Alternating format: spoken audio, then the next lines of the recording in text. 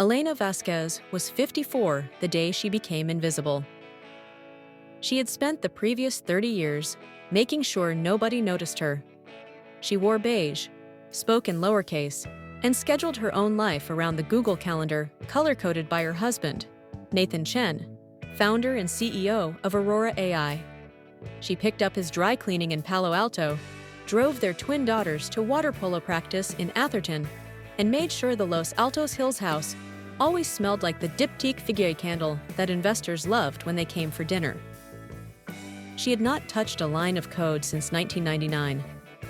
The morning Nathan died, the house was already full of people who barely knew her name. They wore Patagonia vests and Allbirds and spoke in hushed tones about the future of the company. Elena stood in the kitchen in yoga pants and the Stanford hoodie she'd owned since graduate school, pouring oat milk into tiny ceramic cups nobody drank from. That afternoon, in the glass-walled conference room of Wilson Sonsini, the estate attorney read the will. To my chief of staff and trusted partner of the last 9 years, Sabrina Li, I bequeath 62% of my founder shares in Aurora AI, the Woodside compound, the Tahoe cabin, the Porsche 918, and the remainder of my liquid assets. Elena heard the words, but they arrived in her brain like poorly formatted JSON. Syntax error. She waited for the part that mentioned her. It never came. Sabrina sat across the table in a cream cashmere turtleneck, eyes appropriately glossy, one delicate hand pressed to her collarbone. She was 31. She looked like the default avatar on a meditation app. Elena's daughters, Maya and Lucia, both home from college for the funeral, stared at their mother. Maya whispered, "Mom?" Elena could only manage a small shake of her head, the same one she used when the girls were little and asked why Daddy missed another recital. That night, Elena slept in the guest room because Nathan's side of the bed still smelled like him, and the smell made her want to throw up. 3 days later, she found the post-nup. It was dated the week after the twins left for college, signed in Nathan's impatient scrawl. She'd been in Tuscany on a mom trip he'd insisted she take alone. The document gave her the Los Altos house, mortgage-free, and a lump sum of $8 million. Generous, on paper. Enough to keep her comfortable forever. Enough to keep her quiet. She sat on the cold marble floor of Nathan's study and opened the bottom drawer he'd always kept locked. Inside was a single silver MacBook Air she had never seen before. The login screen showed a photo of Nathan and Sabrina on a yacht, her hair whipping in the wind, his arm around her waist. The password was the twins' birthday backward. Of course it was. The desktop was tidy, one folder labeled Cap Table Final. She clicked. 62% to Sabrina Li, 20% to the employee option pool, 10% retained by the estate for taxes, 8% to Elena Vasquez Chen, 8% of a company currently valued at $9 billion. She laughed once, sharp and ugly, then closed the laptop and went to throw up in Nathan's private bathroom. The next morning, she drove to Whole Foods in the Tesla she was apparently allowed to keep and bought 2 bottles of Veuve Clicquot and a box of peanut butter puffins, the only cereal Nathan had ever banned from the house. She drank 1 bottle in the parking lot and ate the other on the kitchen island while she cloned the entire contents of the secret MacBook to a brand new external drive. Then she opened Terminal for the first time in 25 years. Her fingers remembered. She started with the basics: git clone, grep, find. She pulled down every public Aurora repo, then the private ones, using an old service account Nathan had forgotten to revoke. She stayed up 72 hours straight, fueled by champagne and rage, and the kind of clarity that only arrives after your entire life detonates. By hour 60, she had a timeline. Sabrina had been granted 2 million founder-level options in 2018, backdated to look like 2016. The board minutes approving the grant were signed 6 months after the supposed meeting date. The digital signatures were perfect, except for one thing. The private key used had been generated on Nathan's personal laptop in 2019, 3 years after the meeting.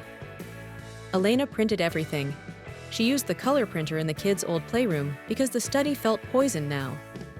The stack of paper was 4 inches thick. She bound it with binder clips and wrote on the top page in Sharpie, "Fraud." Then she called Ruth Delgado. Ruth had been Elena's roommate at Stanford in 1993. They had written a distributed file system together for their senior project and almost started a company before Nathan swept Elena off her feet with talk of changing the world. Ruth had gone on to found 2 unicorns of her own and now sat on half the boards in the valley. She picked up on the first ring. "I need a favor," Elena said. Her voice sounded like gravel. "Anything," Ruth replied. "I already heard. I'm so fucking sorry." "Don't be sorry. Help me burn it down." 2 weeks later, Elena walked into the Aurora AI headquarters for the first time since Nathan's memorial. She wore black jeans, black blazer, and the Louboutins she'd bought for the Series B party in 2017 and never worn again. Her hair was down. She had not smiled once in 14 days. Security recognized her and waved her through. The receptionist did a double take. "Mrs. Chen, I'm so sorry for your—" "It's Vasquez," Elena corrected. "Always was." She took the elevator to the 6th floor and walked straight into the board meeting that had been scheduled to discuss transition. Sabrina was at the head of the table in Nathan's old chair. 8 men and 1 woman in hoodies stared at Elena like she was a ghost. Sabrina recovered first. "Elena, this is a closed—" Elena dropped the 4-inch stack of paper in the center of the table. It landed with a thud that sounded like a gavel. "This," she said, "is a federal crime." She had rehearsed the next part in the mirror until she could do it without shaking. She pressed play on her phone. A recording of Nathan's voice filled the room, tinny but unmistakable. "If anything happens to me, make sure Sabrina gets everything. Elena never cared about the cap tables anyway. She'll be fine." The board members shifted in their seats. One reached for the document. Elena continued. "That recording is from 2021. The options grant you're about to rubber stamp today is backdated to 2016, which means every SEC filing since the Series C is false, which means all of you are personally liable." Silence. Then Sabrina laughed, high and brittle. "You're grieving. You're confused. Nathan wanted—" "Nathan is dead," Elena said. "And I'm not confused. I'm done." She turned to the only woman on the board, Priya Anand, a partner at Sequoia. "Priya, you have daughters. You know what this feels like." Priya looked at the documents, then at Sabrina, then back at Elena. She closed the folder. "I'm recusing myself," Priya said quietly, "and I suggest the rest of you call your personal counsel, right now." Within 48 hours, the board had frozen all share transfers and hired an independent investigator. Within a week, the SEC had opened a formal inquiry. Within 2 weeks, Sabrina's lawyer was negotiating a settlement that involved returning every single share and paying a $40 million fine. Elena didn't settle. She wanted the company. The trial lasted 9 months. Sabrina took the stand in a dove gray suit and told the jury how Nathan had mentored her, how Elena had been distant, how she and Nathan had been soulmates. She cried on cue. The tabloids ate it up. Tech bro's mistress fights widow for billions. Elena took the stand in the same black blazer. She did not cry. She walked the jury through the metadata, the forged signatures, the private keys. She showed them the original code she and Nathan had written together in grad school, the same indentation style he'd used 25 years later to commit fraud. When Sabrina's lawyer tried to paint her as a jealous housewife who never understood the business, Elena smiled for the first time in public. "I have a master's in computer science from Stanford," she said. "I wrote the first version of Aurora's recommendation engine while I was 8 months pregnant with twins. My husband just forgot to mention that part in his biography." The jury deliberated for 4 hours.